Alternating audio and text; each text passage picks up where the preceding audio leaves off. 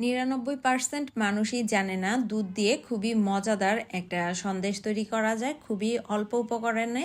আসসালামু আলাইকুম, আমি মেঘলাস কিচেন থেকে আবারও আপনাদেরকে আরেকটি রেসিপি নিয়ে স্বাগতম জানাচ্ছি।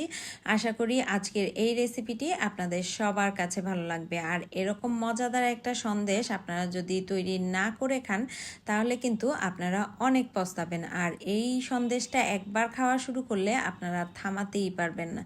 তো চলুন আজকের এই রেসিপিটি আমি কিভাবে তৈরি করলাম সেটাই এখন আপনাদের সাথে শেয়ার করি। প্রথমে আমি একটা বাটিতে ময়দা নিয়ে নিচ্ছি, এখানে 2 টেবিল চামচ পরিমাণ, আর এখানে পানি দিয়ে দিচ্ছি প্রায় 1/4 কাপের মতন। এবার এটাকে নেড়ে চেড়ে ঠিক এরকম কনসিস্টেন্সির একটা আঠালো মিক্সচার তৈরি করে একটা সাইডে সরিয়ে রেখে দিব। এটা আমার পরবর্তীতে কাজে লাগবে। আর এখানে আমি আরেকটা সলিউশন তৈরি করছি, সেজন্য 1 কাপ পানিতে আমি 1/2 কাপ পরিমাণ ভিনেগার দিয়ে এটাকে খুব ভালোভাবে নেড়ে একটা পাশে সরিয়ে রেখে দিব। আর এখানে আমি এখন ছানা কেটে নিব, সেজন্য এখানে আমি 2 লিটার পরিমাণ দুধ নিয়ে নিচ্ছি। আর দুধটা অবশ্যই ফুল ক্রিম হতে হবে, দুধটা রুম টেম্পারেচারের হতে হবে। যদি ফ্রিজে থাকে সেক্ষেত্রে আপনারা 2-3 ঘন্টা আগে নামিয়ে রাখবেন, তবে ফ্রেশ দুধ দিয়ে ছানা বেশি পাওয়া যায়। চেষ্টা করবেন ফ্রেশ দুধ দিয়ে করার জন্য। এখানে আমি দুধটাকে নেড়ে চেড়ে একটা বলক তুলে নিয়েছি আর অনবরত নেড়েছি যাতে করে নিচে লেগে না যায়। তো দুধটা যখনই বলক চলে এসেছে তখন চুলাটাকে বন্ধ করে দিয়ে আমি সেই ময়দার মিশ্রণটাকে এর মধ্যে খুব ভালোভাবে মিক্স করে নিচ্ছি, দেখতে পাচ্ছেন। তো মিক্স করে আমি প্রায় 1-1.5 মিনিট অপেক্ষা করেছি একটু ঠান্ডা হওয়ার জন্য দুধটা। তারপর এই আমি যে সলিউশনটা তৈরি করেছি ভিনেগারের, তো সেটাকে আমি অর্ধেকটা সরিয়ে রেখে প্রথমে অর্ধেকটা দিয়েছিলাম, এরপর অর্ধেকটা দিয়েছি। আর এ পর্যায়ে কিন্তু খুব বেশি নাড়া যাবে না, হালকা হাতে নেড়ে চেড়ে দিতে হবে। দেখতে পাচ্ছেন যে আস্তে আস্তে কিন্তু ছানাটা কাটা শুরু হয়ে গিয়েছে। তো পরবর্তীতে আমি পুরো মিশ্রণটা এর মধ্যে দিয়ে দিয়েছিলাম ভিনেগারের। তো দেখতে পাচ্ছেন পানিটা কিন্তু সবুজ হয়ে একদম ছানাটা আলগা হয়ে গিয়েছে, পানিটা একদম ক্লিয়ার হয়ে গিয়েছে। তো এই পর্যায়ে আমি এটাকে আরও 2-3 মিনিট রেখে দিব। আর 1 কাপ পরিমাণ এখানে ঠান্ডা পানি দিয়ে দিয়েছি যাতে করে এটা ওভারকুক না হয়ে যায়।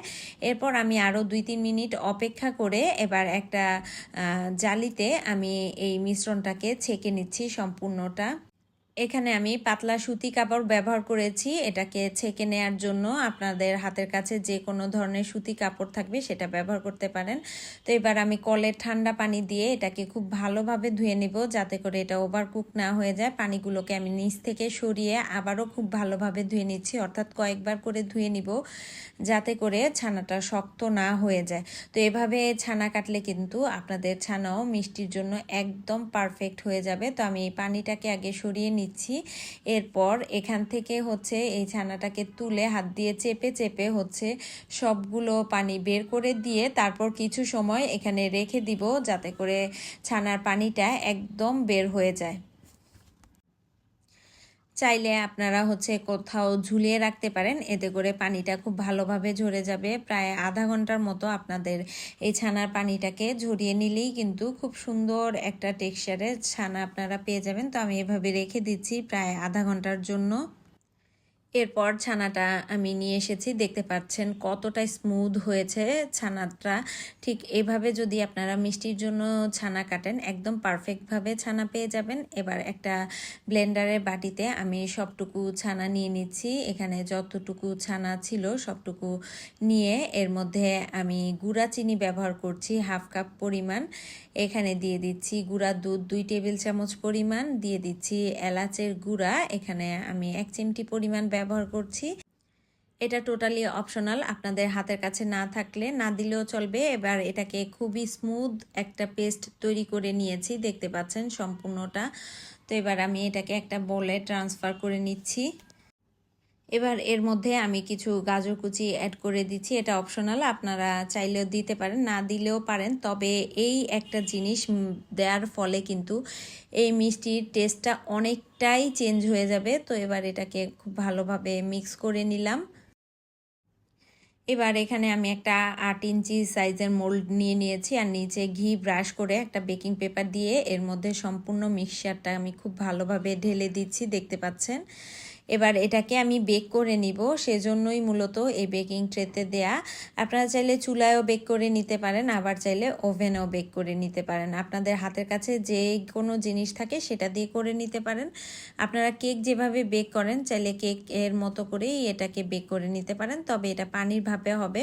তো এখানে আমি কিছু গাজর কুচি এভাবে দিয়ে দিচ্ছি। আপনাদের হাতের কাছে যদি জাফরান থাকে সেক্ষেত্রে কিন্তু জাফরান দুধে ভিজিয়ে সেটা কিন্তু ব্যবহার করতে পারেন, এতে করে মিষ্টির কালারটা সুন্দর আসবে। এবার একটা ফয়েল দিয়ে এটাকে খুব ভালোভাবে ঢেকে দিচ্ছি, যাতে করে ওপরের যে পানি থাকবে ভাপে দেওয়ার সময় সেটা যাতে এর মধ্যে না পড়ে। তো এখানে আমি একটা প্যান বসিয়ে আপনাদেরকে দেখিয়ে দিচ্ছি আপনারা কিভাবে করে ভাপে সিদ্ধ করে নেবেন। তো এভাবে আপনারা করতে পারেন। আর আমি আজকে ওভেনে করব, সেজন্য ওভেনটা প্রিহিটেড করে নিয়ে তারপর ওভেনটের মধ্যে আমি ফুটন্ত গরম পানি দিয়ে দিয়েছি, দেখতে পাচ্ছেন। তো এর মধ্যে আমি সেই ট্রেটা বসিয়ে দিচ্ছি, যেটাতে আমি মিষ্টির যে মিশ্রণটা তৈরি করেছি সেটা সম্পূর্ণটা বসিয়ে দিয়েছি, এবং 180 ডিগ্রিতে আমি এটাকে প্রায় 35 মিনিটের মতো বেক করে নিয়ে তারপর চলে এসেছি আপনাদেরকে দেখানোর জন্য যে এটার ফাইনাল লুকটা আসলে কেমন হয়েছে।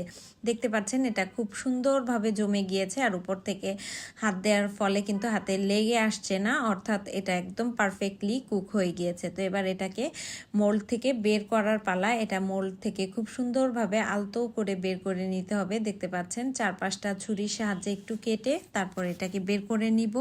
আমরা পুডিং যেভাবে ফ্লিপ করে বের করি ঠিক সেভাবে করেই বের করে নিব। আর এরপরে আমি আরেকটা প্লেটের মধ্যে এটাকে জাস্ট ফ্লিপ করে এর ওপরের অংশটা আসলে নিয়ে আসবো, যে এটা দেখতে কেমন হয়েছে। দেখতে পাচ্ছেন এটা কিন্তু দেখতে খুবই সুন্দর হয়েছে। তো এবার এটাকে আমি আমার পছন্দ অনুযায়ী সাইজে কেটে নিচ্ছি, আপনারা আপনাদের পছন্দ অনুযায়ী কেটে নিতে পারেন। দেখতে পাচ্ছেন ভিতরটা কি পরিমাণ সফট এবং তুলতুলে হয়েছে, আর দেখতে যতটা সুন্দর এই মিষ্টিটা খেতেও ঠিক ততটাই মজার হয়েছিল।